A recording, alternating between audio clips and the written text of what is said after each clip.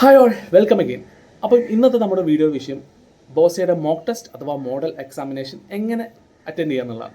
അതിനു മുമ്പ് എനിക്ക് ചോദിക്കാനുള്ള ഒരു പ്രധാന കാര്യം, നിങ്ങളെല്ലാവരും അസൈൻമെൻറ്റ് സബ്മിറ്റ് ചെയ്തതല്ലേ?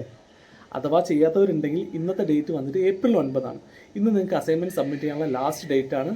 അതുകൂടാതെ ഏപ്രിൽ 9, 10, 11 ഈ 3 തീയതികളാണ് മോക്ക് ടെസ്റ്റ് കണ്ടക്ട് ചെയ്യുന്നത്. ഇതിൽ ഏത് ദിവസം വേണമെങ്കിലും നിങ്ങൾക്ക് എക്സാം മോക്ക് ടെസ്റ്റ് അറ്റൻഡ് ചെയ്യാം. അപ്പോൾ നമുക്ക് നേരെ വീഡിയോയിലോട്ട് പോകാം. ആദ്യമായിട്ട് നിങ്ങൾക്ക് തന്ന ഈ ലിങ്ക് ക്ലിക്ക് ചെയ്യാം. ചെയ്ത ശേഷം നിങ്ങളുടെ registration number, date of birth, താഴെ നിങ്ങളെ OTP വെരിഫൈ ചെയ്ത മൊബൈൽ നമ്പർ ടൈപ്പ് ചെയ്ത ശേഷം ലോഗിൻ ചെയ്യാം.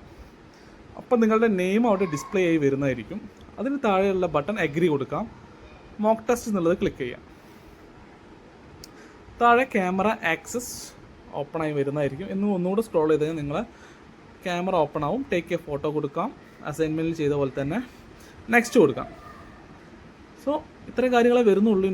പിന്നീട് നമുക്ക് സ്റ്റാർട്ട് എക്സാം എന്നുള്ള ബട്ടണാണ് വരുന്നത്.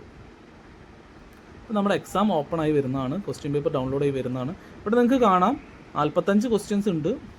30 മാർക്കിലാണ് ക്വസ്റ്റ്യൻസ് വരുന്നത്. അപ്പോൾ ആദ്യത്തെ 30 എണ്ണം ഒബ്ജക്റ്റീവ് ആയിരിക്കും. പിന്നെ വരുന്ന 15 എണ്ണം നമുക്ക് ഡിസ്ക്രിപ്റ്റീവ് ആണ്, എഴുതി അപ്ലോഡ് ചെയ്യാനുള്ള. അപ്പോൾ ഞാനിവിടെ 30 എണ്ണം ചെയ്തിട്ടുണ്ട്. ഞാൻ ഡെമോ ആയിട്ട് ചെയ്തതാണ്.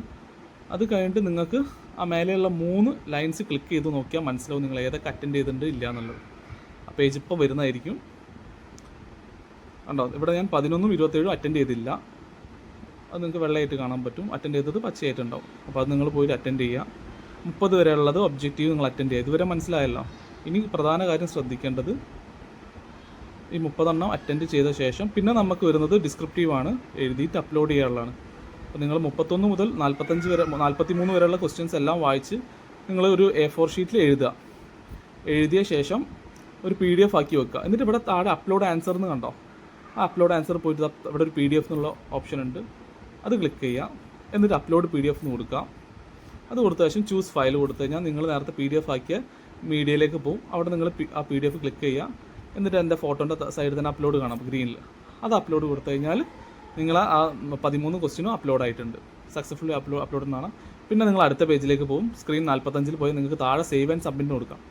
എന്നിട്ട് എക്സാം ഫിനിഷ് യെസ് എന്ന് കൊടുത്തു കഴിഞ്ഞാൽ നിങ്ങൾ എക്സാം സക്സസ്ഫുൾ ആയിട്ട് ഫിനിഷായി. അപ്പോൾ ഇത്രയും കാര്യങ്ങൾ മനസ്സിലാവാത്തൊരു ഈ വീഡിയോ 2-3 തവണ കണ്ടാൽ കാര്യങ്ങൾ വ്യക്തമാവുള്ളൂ. ഇതേപോലെ തന്നെയാണ് നിങ്ങളെ എക്സാം വരിക. ഓക്കെ.